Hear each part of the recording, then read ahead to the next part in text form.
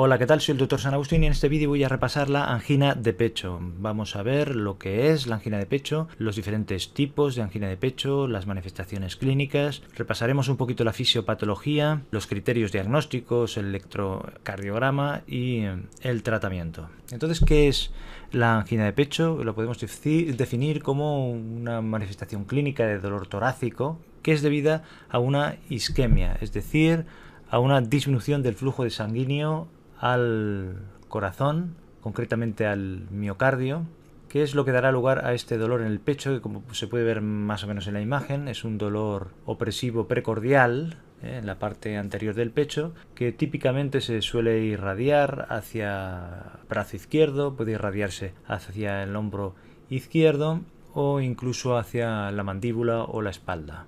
Puede variar clínicamente, a veces incluso hacia el epigastrio.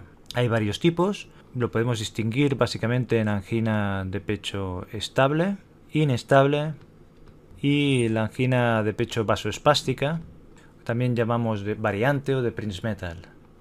Entonces, ¿qué diferencias hay entre unas y otras? Pues la angina estable normalmente se produce durante el esfuerzo o en situaciones de estrés, cuando hay una demanda de más oxígeno al corazón y entonces empieza a haber un déficit, una falta de llegada de oxígeno al miocardio, hay una isquemia y entonces esto nos da lugar a dolor. Puede ser por esfuerzo, por estrés o por situaciones en las que aumente la demanda de oxígeno en el músculo cardíaco.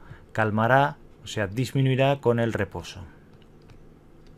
La angina inestable también se puede producir por el esfuerzo, pero el problema es que puede darse también en reposo. Esto lo convierte en una situación inestable y en las clasificaciones lo verás que lo ponen como una emergencia médica con el síndrome coronario agudo porque puede derivar en un infarto agudo de miocardio, que luego explico un poco las diferencias entre unos y otros. Y la vasoespástica también se puede producir durante el esfuerzo o durante el reposo, igual que la inestable. Lo que pasa es que aquí en los casos anteriores suele deberse a una obstrucción del flujo coronario debido a una aterosclerosis o en el caso de la inestable en una trombosis coronaria. Pero en el caso de la vasoespástica, como su nombre indica, o variante, el tema es que se produce, como su nombre indica, por un vasoespasmo. De forma que ese estrechamiento de la coronaria es lo que provocará el dolor torácico y lo que dará lugar a la angina de pecho. Entonces, el mecanismo es diferente y se puede dar también en reposo. Bien, pues vamos a repasar ahora la fisiopatología de una manera rápida. ¿Cómo se produce la angina de pecho? Hemos dicho que es por una disminución del flujo sanguíneo, por una isquemia a nivel del miocardio o de la pared cardíaca. Entonces, si repasamos la anatomía, veremos que las arterias coronarias son las que irrigan el corazón, las que le aportan sangre con oxígeno, y estas salen de la raíz de la aorta, como se puede ver en la imagen, justo al salir del ventrículo izquierdo. Es lógico que el corazón suministre en primer lugar oxígeno y nutrientes a sí mismo. Estas arterias, la derecha y la izquierda, como se ve en el vídeo, van distribuyéndose por toda la superficie del corazón y van suministrando sangre. Si nos centramos en una pequeña porción de estas arterias, en una sección, podemos ver que si esto es la pared cardíaca, aquí tenemos la parte interior del corazón, del ventrículo, por ejemplo, ventrículo izquierdo, y aquí sería la parte externa del corazón. Pues si esto es la pared cardíaca, aquí tenemos el epicardio, aquí sería el endocardio y aquí el miocardio, la parte muscular. El vaso sanguíneo, la arteria, por ejemplo, la podríamos dibujar aquí, una sección de la arteria, y esta es la que iría aportando a las diferentes capas, desde el exterior, desde la zona epicárdica hacia la endocárdica, el flujo sanguíneo. Entonces, si se produce una obstrucción o una disminución de flujo, lo que primero sufrirá va a ser la zona del endocardio, que será la primera en la que veremos manifestaciones electrocardiográficas, que luego lo comentaré, y de ahí hacia arriba. ¿De acuerdo? Entonces, ¿qué es lo que ocurre? Aquí en el caso de la angina estable lo que tenemos es una placa de ateroma. La causa fundamental es la aterosclerosis, y esta placa de ateroma obstruye, y se considera que más o menos cuando es un 70% es cuando empieza a haber manifestaciones clínicas de angina de pecho. Es decir, que en reposo pues no hay problema, pero cuando hay un ejercicio físico, una situación de estrés, cuando hay unas demandas aumentadas de oxígeno por parte del corazón, del miocardio, pues quizá este huequecito que nos queda aquí no es suficiente y no aporta suficiente sangre y empieza el dolor. En el caso de la angina inestable, lo que suele pasar es que se rompe la placa de ateroma y aquí se forma una trombosis, y el espacio, la luz de la arteria coronaria está mucho más disminuido, empieza a reducirse, y entonces aquí sí que nos podemos encontrar, en el caso de la angina inestable, que haya en reposo, nos encontremos con empieza a haber dolor. Ya hemos dicho que es una situación que puede desencadenar un infarto agudo de miocardio y dar lugar a complicaciones más graves, o sea que es una situación de emergencia. O sea que esta es la causa principal de las dos situaciones, la aterosclerosis. Ahora bien, tenemos otras situaciones que pueden provocar una angina estable, como pueden ser el que haya una hipertrofia del miocardio. Entonces habrá una mayor necesidad de oxígeno, si esta capa es mucho mayor, si hipertrofia aumenta, es más grande, sería esto más amplio. A lo mejor cuando hay más demandas de oxígeno, hay ejercicio físico o estrés, pues no llega el suficiente oxígeno y se provoca o se causa el dolor. Serían situaciones como la miocardiopatía hipertrófica o también la estenosis aórtica. Estas dos situaciones habrá una hipertrofia porque hay más resistencia para que salga la sangre del corazón, y entonces al ser más hipertrófico el músculo cardíaco pues necesita más oxígeno, y es posible que haya manifestaciones de angina de pecho debido a esto. Por supuesto puede haber también aterosclerosis asociada, o sea que una cosa no excluye la otra.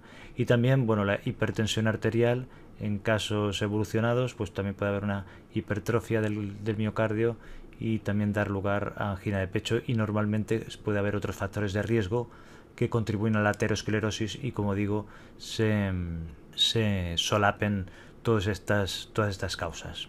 Entonces aquí tenemos estos dos tipos de angina de pecho, la estable y la inestable, en la que una es una placa de ateroma y en la otra es más peligrosa porque esta placa se rompe, hay una trombosis, incluso el trombo puede desprenderse o puede ocluir totalmente la arteria coronaria. ¿Y por qué se causa el dolor? Pues no entraremos en profundidad en esto, pero cuando se está produciendo la isquemia se liberan sustancias como por ejemplo bradiquininas, adenosina, que estimulan terminaciones nerviosas y son las que desencadenarán el dolor torácico de las características que hemos dicho. Un dolor opresivo, precordial, que se puede irradiar hacia brazo izquierdo, espalda, hombro, y de una duración normalmente de menos de 30 minutos. Y después tenemos la angina de Prinzmetal o variante o vasoespástica, que como su nombre indica, el problema es que hay un vasoespasmo de la arteria coronaria. Entonces no repito la explicación porque es la misma, es muy parecida. Lo que pasa que en este caso el flujo sanguíneo, en vez de ser por una aterosclerosis, es por una disminución de la luz de la arteria debido a un vasoespasmo. Y tenemos la dificultad en el paso del flujo sanguíneo. Por supuesto, también puede haber mala suerte y que haya también placas de aterosclerosis que dificulten el flujo sanguíneo o empeore la situación, por ejemplo si estuviera aquí. Y si el espasmo, como el espasmo a veces es muy intenso, la isquemia puede ser transmural, o sea que no solo afecte que no afecte solo a la parte inferior a la parte del dibujo anterior, es decir, al endocardio, sino que también afecte a todo el miocardio, incluso al epicardio. El mecanismo por el que se provocan o se causan estos vasospasmos es desconocido, aunque hay diferentes hipótesis para explicarlo.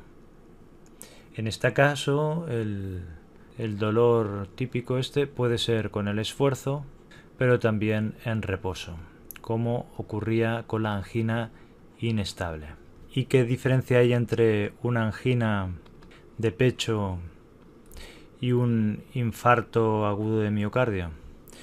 Pues que en la angina pues no hay una lesión permanente o constante, o sea, no hay una necrosis. En cambio aquí sí que hay una lesión permanente, habrá una necrosis en la zona del corazón o del miocardio a la que no haya llegado la sangre.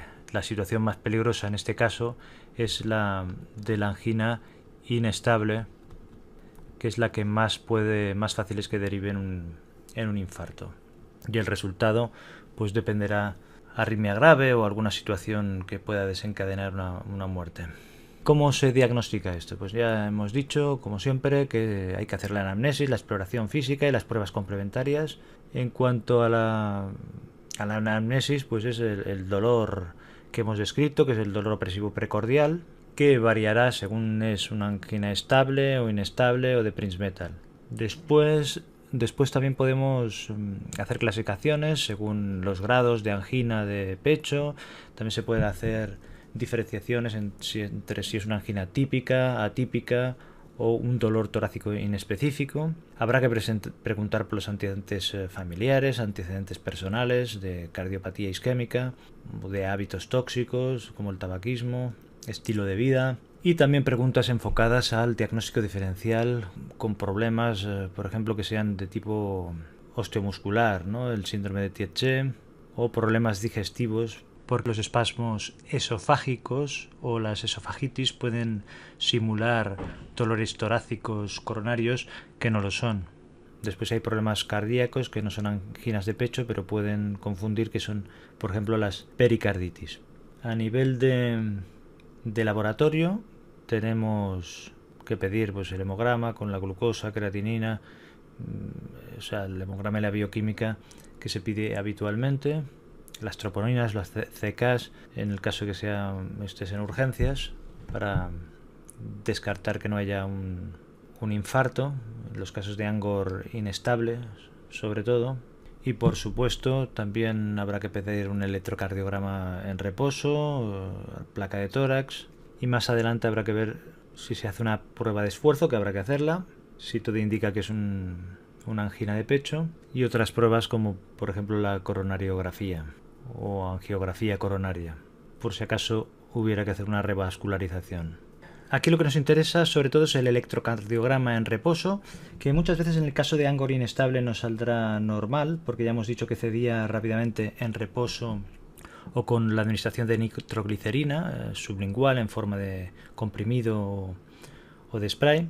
Y aquí lo interesante sería distinguir entre los conceptos de isquemia, lesión y necrosis. De necrosis no entraría en este tema porque se da en el caso de que ha habido un infarto y ha habido muerte celular, pero sí los conceptos de isquemia y lesión.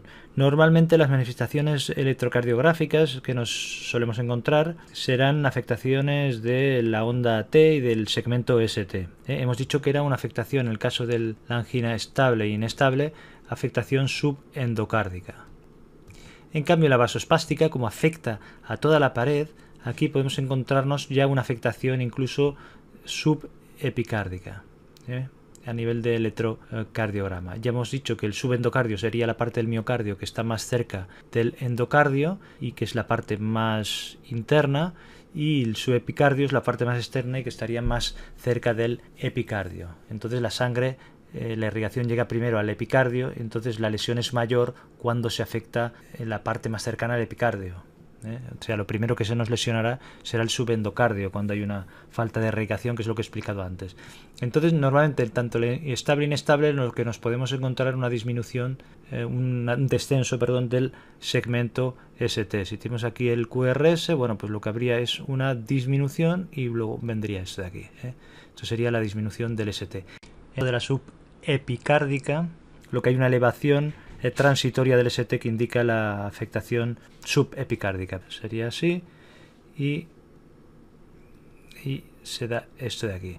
A veces también nos podemos encontrar, porque es una lesión, una isquemia, afectaciones de la onda T. Cuando es una afectación subendocárdica, lo que nos encontraremos es una T picuda, y cuando es subepicárdica, lo que nos encontraremos es una inversión de la onda T. De acuerdo, esto sería un resumen. Hice unas reglas mnemotécnicas, una especie de tabla mnemotécnica en un vídeo hace tiempo, y dejo arriba un enlace en las listas de reproducción.